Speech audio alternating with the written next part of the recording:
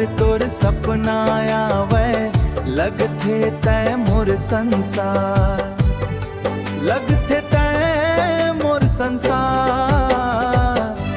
चंदा रानी वो चंदा रानी, तोर माया मा हो गए हो दीवानी।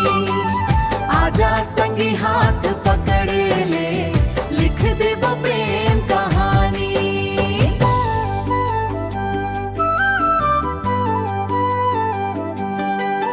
तोर बातन मा मिठास ऐसन, जैसे महकत फुलवारी।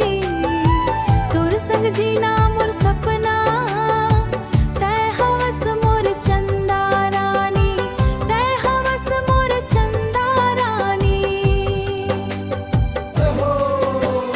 चंदा रानी, चंदा रानी, जी चंदा रानी।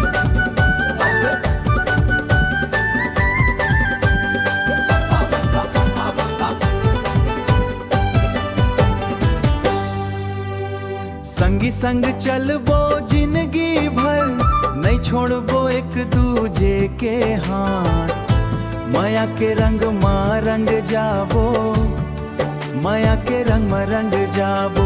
रहिबो संग दिन और रात।